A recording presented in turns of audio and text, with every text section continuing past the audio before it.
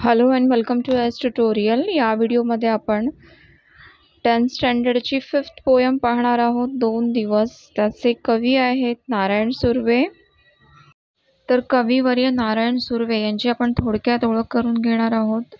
आपल्या 3ऱ्या पाठामध्ये ज्याचं नाव आहे शाल, यामध्ये लेखक रा ग जाधव यांनी म्हटलेलं आहे की कविवर्य नारायण सुर्वे हे खूप सभा संमेलनं गाजवत असत आणि त्यांनी प्रत्येक कार्यक्रमातून सन्मानाची शाल व श्रीफळ मिळवली आहे आणि त्यांच्या कार्यक्रमांना अहोरात्र गर्दी असायची। तसेच ते साहित्य संमेलनाचे अध्यक्ष होते। ही ओळख आपण आधीच करून घेतलेली आहे। आता कवितेतून जो परिचय दिलेला आहे तो पाहूया। तर सुरुवातीलाच इथे म्हटलेलं आहे प्रथित यश कवी। प्रथित यश या शब्दाचा अर्थ विख्यात, नामांकित असा होतो, म्हणजे जो फेमस आहे। मग हे कवी कसे आहेत तर ते फेमस आहेत, प्रथित यश कवी असं म्हटलेलं आहे त्यांना। पुढे त्यांचे जे कविता संग्रह आहेत त्यांची नावं इथे दिलेली आहेत। ऐसा गामी ब्रह्म, माझे विद्यापीठ, जाहीरनामा, सनद, नव्या माणसाचे आगमन ही त्यांची प्रसिद्ध कविता संग्रह आहेत आणि 2 दिवस ही कविता त्यांच्या याच कविता संग्रहातून घेतलेली आहे। त्या कविता संग्रहाचं नाव आहे ऐसा गामी ब्रह्म। तर नारायण सुर्वे यांची लेखनशैली कशी आहे याबद्दल इथे माहिती दिलेली आहे। तर त्यांची लेखनशैली ही स्वतःच्या प्रकृतीशी जुळणारी आहे, म्हणजे स्वतःसारखी आहे। संवादाचा वापर प्रभावीपणे करणारी त्यांची लेखनशैली आहे। बोलीभाषेची जवळीक असणारी त्यांची लेखनशैली आहे आणि गद्याच्या अंगाने जाणारी त्यांची लेखनशैली आहे। गद्य म्हणजे कविता। शेवटी निवेदनात्मक आहे त्यांची लेखनशैली। निवेदन करणे याचा अर्थ विनंती करणे, म्हणजे एखाद्या घटनेबद्दल, एखाद्या परिस्थितीबद्दल, एखाद्या समस्येबद्दल माहिती देणे, त्याची स्पष्टीकरण करणे म्हणजे निवेदन करणे।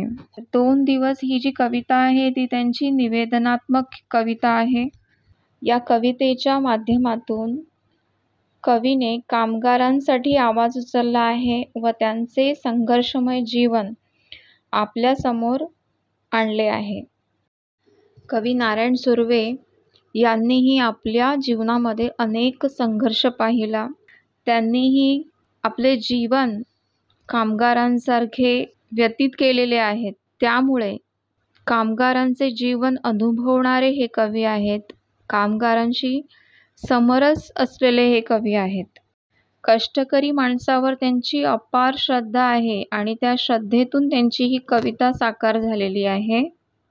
पुढे कवी म्हणत आहे 2 दिवस वाट पाहण्यात गेले, 2 दुःखात गेले, असे जीवनाचे वास्तव्य चित्र रेखाटताना भाकरीचा चंद्र शोधण्यात जिंदगी बर्बाद झाली।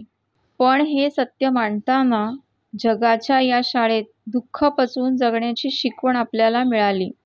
या ओळीतून नारायण सुर्वे यांनी कष्टकरी समाजाचं भीषण जीवन सत्य आपल्यासमोर आणलेलं आहे। कवितेला सुरुवात करूया। 2 दिवस वाट पाहण्यात गेले, 2 दुःखात गेले, हिशोब करतो आहे किती राहिले डोईवर उन्हाळे, शेकडो वेळा चंद्र आला, तारे फुलले, रात्र धुंद झाली, भाकरीचा चंद्र शोधण्यातच जिंदगी बर्बाद झाली।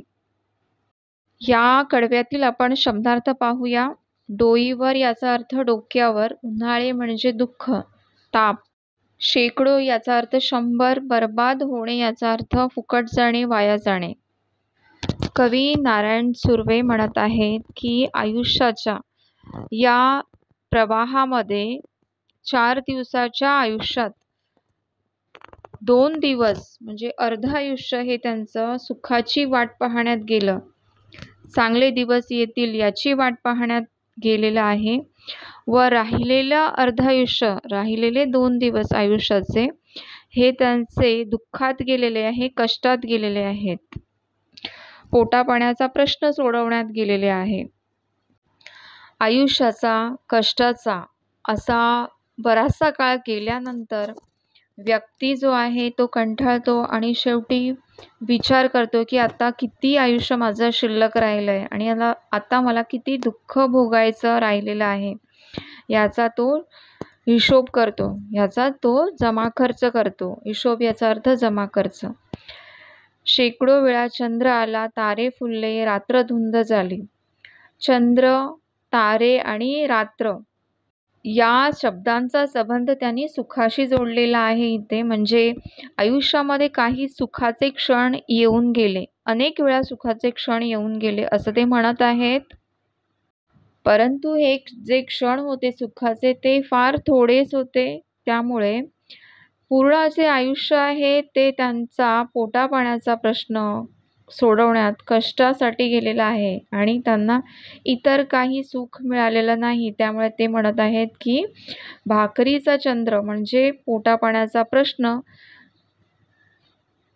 निभावण्यात जिंदगी बर्बाद झालेली आहे. म्हणजे जिंदगी वाया गेलेली आहे, आयुष्य वाया गेलेले आहे. पुढील कडवं पाहूया. हे हात माझे सर्वस्व, दारिद्र्याकडे गहाणच राहिले. कधी माना उंचावलेले, कधी कलम झालेले पाहिले. हर घडी अश्रू वाळविले नाहीत, पण असेही क्षण आले, तेव्हा अश्रूच मित्र होऊन सहाय्यास धावून आले. या कडव्यातील शब्दार्थ पाहूया. सर्वस्व याचा अर्थ स्वतःचे अस्तित्व असलेले, गहाण असणे म्हणजे तारण असणे. गहाण ठेवणे याचा अर्थ ज्या वेळेला आपल्याला पैशाची गरज असते तेव्हा आपण बँकेतून जेव्हा पैसे घेतो तेव्हा आपण आपली मौल्यवान वस्तू, सोन्या चांदीचे दागिने आपण तिथे बँकेत ठेवतो तेव्हा ते गहाण ठेवतो असं आपण म्हणतो. तर इथे कवितेत कवीने आपले जे हात आहे, जे सर्वस्व आहेत, मौल्यवान आहेत, ते दारिद्र्याकडे गहाण ठेवलेले आहेत असं इथे म्हटलेलं आहे. पुढील शब्दार्थ पाहूया. दारिद्र्य याचा अर्थ गरिबी. माना उंचावणे म्हणजे अभिमान वाटणे. कलम होणे म्हणजे बंदिस्त करणे. हर घडी याचा अर्थ नेहमी. वाळवणे याचा अर्थ कोरडे करणे. सहाय्यास धावून येणे म्हणजे मदत करणे. कवी म्हणत आहेत हे हात माझे सर्वस्व. कवीचे जे हात आहेत ते त्यांचे सर्वस्व आहे. का? कारण त्याच हाताने त्यांनी कष्ट केले आणि त्या कष्टाने त्यांनी आपल्या पोटापाण्याचा प्रश्न भागवला. याच हाताने त्यांच्या मूलभूत ज्या गरजा आहेत, अन्न, वस्त्र, निवारा यांची सोय केलेली आहे. त्यामुळे ते काय म्हणत आहेत की हे हात माझे सर्वस्व आहेत. परंतु हे हात दारिद्र्याकडे नेहमी गहाण राहिलेले आहेत. कारण बराच काळ त्यांनी दारिद्र्याचा सामना केला, गरिबीचा सामना केला. बरेच आयुष्य त्यांचे गरिबीत गेलेले आहेत आणि त्या गरिबीतून बाहेर येण्यासाठी त्यांना कष्ट करावे लागलेले आहेत. त्या कष्टासाठी त्यांनी त्यांच्या हातांना कलम केलेले आहे व त्याच हातांनी अनेक चांगली कार्य केली, अनेक कविता लिहिल्या. त्यामुळे अभिमानाचे क्षणही त्यांच्या आयुष्यात आले आहेत. पुढे ते म्हणत आहेत हरघडी अश्रू वाळविले नाहीत, पण असेही क्षण आले तेव्हा अश्रूच मित्र होऊन सहाय्यास धावून आले. असे दुःखमय जीवन जगत असताना, संघर्षमय जीवन जगत असताना अनेक वेळा डोळ्यातून अश्रू आलेत, परंतु त्या अश्रूंना नेहमी पुसले नाही असे ते म्हणत आहेत. तर कधी कधी त्यांनी त्या अश्रूंना रोखलेले नाही. एकांतात बसून त्यांनी अश्रू येऊ दिले. आपल्या मनातलं दुःख त्यांनी कमी केलं. त्या अश्रूमुळे त्यांच्या मनातलं दुःख कमी झालेलं आहे आणि त्यांना त्याचा सहाय्य झालेलं आहे. म्हणून ते म्हणत आहेत की अश्रूच माझे मित्र होऊन सहाय्यास माझ्या धावून आले. म्हणून अश्रूंनी त्यांना मित्रासारखं सहाय्य केलेलं आहे. त्यांच्या मनातलं ओझं कमी केलेलं आहे. त्यांचं दुःख कमी करण्यासाठी ते धावून आले आहेत असं म्हटलेलं आहे इथे. पुढील शेवटचे कडवे पाहूया. दुनियेचा विचार हरघडी केला, अगा जगमय झालो. दुःख पेलावे कसे, पुन्हा जगावे कसे, याच शाळेत शिकलो. झोतबट्टीत शेकावे पोलाद तसे, आयुष्य छान शेकले. 2 दिवस वाट पाहण्यात गेले, 2 दुःखात गेले. या कडव्यातील शब्दार्थ पाहूया. दुनिया म्हणजे समाज, हरघडी म्हणजे प्रत्येक वेळेस, अगा म्हणजे अरे, जगमय म्हणजे जगाचा, पेलणे याचा अर्थ तोलणे, उचलणे, झोतभट्टी म्हणजे लोखंड तापवण्याची भट्टी, पोलाद याचा अर्थ लोखंड. कवी म्हणत आहेत की अशा संघर्षमय जीवनात, कष्टमय जीवनात सुद्धा मी दुनियेचा विचार केला, लोकांचा विचार केला. जगमय झालो, मी दुनियेचा झालो, लोकांचा झालो. लोकांसाठी जगलो, जगासाठी जगलो. दुःख पेलावे कसे, पुन्हा जगावे कसे, याच शाळेत शिकलो. जीवनाच्या या शाळेत ते दुःख कसे पेलावे, कसे सहन करावे आणि दुःख सहन करून पुढे कसे जगावे हे सुद्धा ते याच जीवनाच्या शाळेत शिकलेले आहेत, असे ते म्हणतात. झोतभट्टीत शेकावे पोलाद. जसे लोखंड झोतभट्टीत शेकले जाते, तसे आयुष्य छान शेकले, तसे त्यांचे आयुष्य एखाद्या लोखंडासारखे शेकून निघाले या जीवनात. पुढे ते म्हणतात, 2 दिवस वाट पाहण्यात गेले, 2 दुःखात गेले. अशा 4 दिवसाच्या आयुष्यामध्ये 2 दिवस सुखाची वाट पाहण्यात गेले व 2 कष्ट करण्यात, दुःखात गेलेले आहे. तर इथे आपली कविता पूर्ण झालेली आहे, एक्सप्लेनेशन पूर्ण झालेलं आहे. कवितेची कृती आपण समजून घेणार आहोत. फर्स्ट आपल्याला दिलेलं आहे कृती पूर्ण करा. यामध्ये 2 प्रश्न दिलेले आहेत. पहिला आहे, रोजची भूक भागवण्यासाठी कराव्या लागणाऱ्या कष्टामुळे आयुष्याचे दिवस वाया गेलेत. या आशयाची म्हणजे या अर्थाची कवितेतील ओळ शोधा. अशी ओळ कोणती आहे तर भाकरीचा चंद्र शोधण्यात जिंदगी बर्बाद झाली, ही ओळ आहे. भाकरीचा चंद्र शोधण्यात जिंदगी बर्बाद झाली याचाच अर्थ रोजची भूक भागवण्यासाठी कराव्या लागणाऱ्या कष्टामुळे आयुष्याचे दिवस वाया गेले. दुसरा प्रश्न जो विचारला आहे तो आहे, कवीचा प्रयत्नवाद आणि आशावाद दाखवणारी ओळ लिहा. दुःख पेलावे कसे व पुन्हा जगावे कसे याच शाळेत शिकलो, ही जी ओळ आहे ती कवीचा प्रयत्नवाद आणि आशावाद दाखवते. प्रयत्नवाद म्हणजे दुःख पेलणे व आशावाद म्हणजे पुन्हा जगणे. पुढील कृती पाहूया. एका शब्दात उत्तर लिहा. पहिला प्रश्न आहे, कवीचे सर्वस्व असलेली गोष्ट. तर कवी म्हणत आहेत, हे हात माझे सर्वस्व, म्हणून कवीचे हात हे एका शब्दात उत्तर येईल. पुढील प्रश्न, कवीचा जवळचा मित्र. कवितेतून कवी म्हणतात आहे, तेव्हा अश्रूच मित्र होऊन सहाय्यास धावून आले, म्हणून कवीचे मित्र हे त्यांचे अश्रू आहेत. कृती 3 पाहूया. खालील शब्दसमूहांचा तुम्हाला कळलेला अर्थ लिहा. 3 प्रश्न इथे दिलेले, 3 कृती दिलेली आहेत, त्यांचा आपल्याला समजलेला कवितेतला अर्थ लिहायचा आहे. पहिला शब्दसमूह, माना उंचावलेले हात, याचा अर्थ पाहूया. तर याचा अर्थ, कवीचे सर्वस्व असलेले हात नेहमी कष्ट करण्यात व्यस्त होते. याच हाताने त्यांना काम मिळवून दिलीत व त्यांच्या पोटापाण्याचा प्रश्न सोडवला. तर कधी याच हाताने नवनिर्मिती करून त्यांना सन्मान मिळवून दिलेला आहे, असा माना उंचावलेले हात या शब्दसमूहाचा अर्थ होईल. दुसरा शब्दसमूह आहे, कलम केलेले हात. कलम करणे याचा अर्थ बंदिस्त करणे, बंदी घालणे असा होतो. याचा अर्थ काय होईल की कवीचे सर्वस्व असलेले हात ज्यांनी नवनिर्मिती करून त्यांची मान उंचावण्याचे कार्य केले, पण त्याच हातांवर नवनिर्मिती करण्यात बंदी घालण्यात आली, कारण त्यांना याच हातांनी त्यांचा पोटापाण्याचा प्रश्न सोडवायचा होता. म्हणून कष्ट करण्यासाठी त्यांचे हात हे कलम झालेले होते, असा इथे या शब्दसमूहाचा अर्थ होईल. पुढचा शब्दसमूह आहे, दारिद्र्याकडे गहाण पडलेले हात. गहाण ठेवणे याचा अर्थ तारण ठेवणे असा होतो.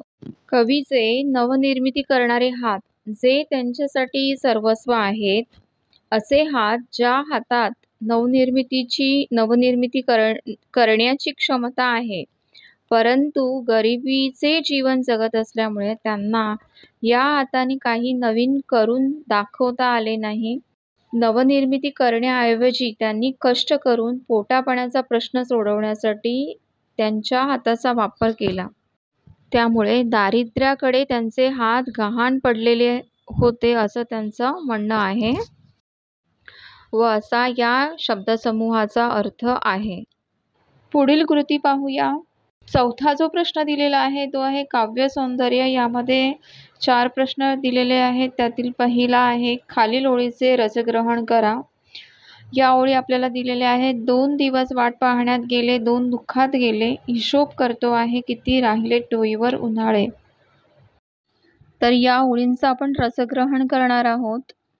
2 दिवस या कवितेतून कवी नारायण सुर्वे यांनी कामगार जीवनाची सुख दुःख रेखाटताना पुढील ओळी लिहिलेल्या आहेत.